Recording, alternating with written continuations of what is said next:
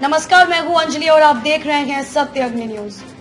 आज हम फिर आप सबको मिलवाने जा रहे हैं ऐसी शख्सियत से जिन्होंने हर विषय पर अपनी भावनाओं को हमारे बीच प्रकट किया है। जी हाँ दोस्तों, हम बात कर रहे हैं मुंबई की जानी मानी हस्ती डॉक्टर राम पुनियानी जी की, जो Indian institute of technology Mumbai के साथ संबंधित बायोमेडिकल इंजीनियर के एक पूर्व प्रोफेसर और पूर्व सीनियर मेडिकल अफसर हैं। आज इन्होंने सभी धर्मों के संस्कृति, विचार, भेदभाव के बारे में अपनी भावना प्रकट की है। पुनियानी जी का यह मानना है कि आज हमारे देश में धर्मों के नाम पर दंगे हो रहे हैं, जाति विवाद जैसी समस्याएं उत्पन्न हो रही हैं। ऐसी समस्या प्राचीन समय में कभी नहीं हुई थी। पुनियानी जी का मानना है कि स्वतंत्रता के बाद हमारे देश में सभी धर्मों के लोग आए और वे यहीं के होकर रह गए, क्योंकि हमारे देश की संस्कृति ही ऐसी है। इनका मानना है कि राजा महाराजाओं के शासन में जनता ज्यादा सुखी रहती थी। हिंदू, मुस्लिम एवं और भी धर्मों के लोग एक साथ मिलकर सुखी पूर्वक रहते थे। आइए इस विषय पर हम सभी पुनियानी जी की बातों को सुनते हैं कि उन्होंने और भी जाति धर्मों के विषय पर और क्या क्या भावनाएं प्रकट की हैं। दोस्तों, सत्य अग्नि न्यूज चैनल पर आपका स्वागत है। आज इस अपने बयान में हम भारत की मिली जुली सभ्यता, संस्कृति, साहित्य, कला और धार्मिक परंपराओं की बात करेंगे। ये बात करना आज इसलिए ज़रूरी हो गया है कि आज हमारे शहरों में लोग धर्म के नाम पर, मज़हब के नाम पर अलग अलग बस्तियों में रहना शुरू हो गए हैं। हमने पिछले 20-25 साल में मज़हब के नाम पे काफ़ी दंगे देखे और समाज में एक नफरत का माहौल भर गया है। ये हमारी तहजीब के, संस्कृति के पूरी तौर से खिलाफ है। जहाँ तक भारतीय संस्कृति की सवाल है, स्वामी विवेकानंद भी कहते हैं यहाँ अलग अलग धर्मों के लोग आए और वो यहाँ के होके रह गए। हमने यहाँ जो रहने वाले लोग हैं उन्होंने हर एक धर्म के लोग का स्वागत किया। इसी के कारण भारत की सभ्यता और संस्कृति इतनी समृद्ध और इतनी महत्वपूर्ण हो गई कि यहाँ हम स्वतंत्रता से अपने धर्म का, अपने तौर तरीके से जीने का पालन कर सकते हैं। पिछले कुछ सालों में इस बात पर बहुत चोट करने की कोशिश की गई है और ये बताने की कोशिश की जा रही है कि यहाँ एक ही प्रकार का संकीर्ण सोच, एक ही प्रकार की संकीर्ण विचारधारा चलती रही है जो बिल्कुल गलत है। मैं इसमें अपनी बात की शुरुआत में कुछ उदाहरण रखना चाहूँगा और ख़ास तौर से ये उदाहरण हमारे पिछले 700-800 साल के समय के हैं। और इन उदाहरणों में अगर आप देखेंगे तो भारत के कई बड़े क्षेत्रों में मुसलमान राजाओं का राज्य था। दक्षिण भारत के कई क्षेत्रों में ज़्यादातर हिंदू राजाओं का राज्य था।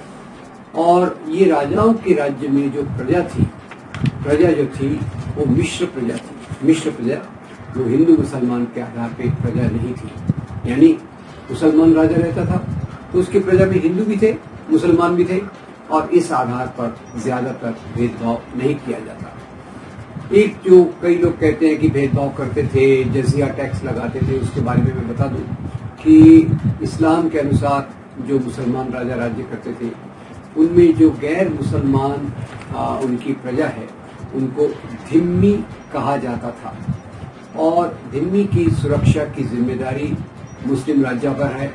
इसलिए उसके एवज में वो 1.25% का टैक्स लगाते थे, 1.25% का टैक्स लगाते थे गैर मुसलमानों से।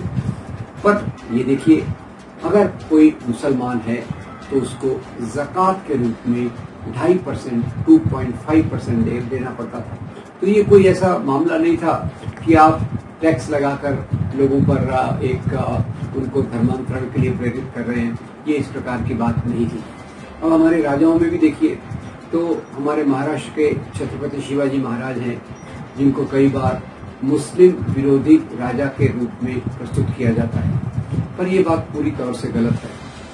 शिवाजी और औरंगजेब की जो लड़ाई थी, संघर्ष था, विरोध था, वो सत्ता के मामले पर था। शिवाजी महाराज उन्होंने स्थानीय हिंदू राजाओं से लड़ाई करके अपने राज्य का विस्तार किया और उधर से औरंगजेब उत्तर भारत से अपने राज्य का विस्तार कर रहा था। इस कारण उन दोनों में संघर्ष हुआ और औरंगजेब की तरफ से शिवाजी महाराज से जो संघर्ष करने आते थे, लड़ाई करने आते थे, बातचीत करने आते थे, उनका नाम था राजा जयसिंह। राजा जयसिंह कौन थे? राजा जयसिंह राजा जयसिंह औरंगजेब के दरबार के एक बहुत बड़े ऑफिसर थे। उनको मिर्जा की उपाधि भी दी गई थी। तो ये अगर हम देखें कि जैसे छत्रपति शिवाजी महाराज हैं, तो उनकी सेना में भी 12 बड़े सेनापति ये मुसलमान थे। और मुझे कहने में बहुत खुशी होती है कि आज भी हमारे महाराष्ट्र के बहुत सारे शहरों में शिवाजी महाराज के मुसलमान सेनापतियों का जुलूस शिव जयंती के दिन निकाला जाता है। इनमें सिद्दी संबल, इब्राहिम गारदी, दौलत खान और बहुत सारे ऐसे उनके सेनापति थे जिनके चार्ज में नौसेना दल था, जिनके चार्ज में तोपखाना विभाग था। और शिवाजी महाराज के जो सबसे बड़े अधिकारी थे उनका नाम था मौलाना हैदर अली। आपको याद दिला दूं, शिवाजी महाराज के किले में भगवान जगदीश्वर का मंदिर है और ये रायगढ़ किले की बात कर रहा हूँ। और उसी के पास उन्होंने एक मस्जिद भी बनवाई। मामला बहुत सरल था। शिवाजी महाराज अपनी प्रजा का आदर करते थे। उनको लगता था मेरी हिंदू प्रजा आएगी तो वो मंदिर में दर्शन कर सकती है, और मुसलमान प्रजा जो मुझे मिलने आती है, मुसलमान प्रजा की अगर इबादत का वक्त हो गया तो उनके लिए भी मस्जिद उन्होंने बनवाई। वैसे भी अफजल खान से उनकी जो लड़ाई हुई, अफजल खान से उनकी लड़ाई में धर्म का कोई रोल नहीं था। अफजल खान ने उन्हें बातचीत के लिए बुलाया और कहा कि आप बिना हथियार के आइए। पर शिवाजी महाराज के एक साथी ने, सहायक ने, असिस्टेंट ने उनको कहा आप बिना हथियार के मत जाइए, क्योंकि अफजल खान डील डॉल में आपसे बड़ा है, ऊंचाई में आपसे बड़ा है, तो अगर वो बिना हथियार के भी आपको मिला तो वो आपका मर्डर कर सकता है। तो उस शिवाजी महाराज के सहायक ने शिवाजी महाराज को गुप्त हथियार बाघ नखा ले जाने की सलाह दी, और उस व्यक्ति का नाम था रुस्तमे जमान।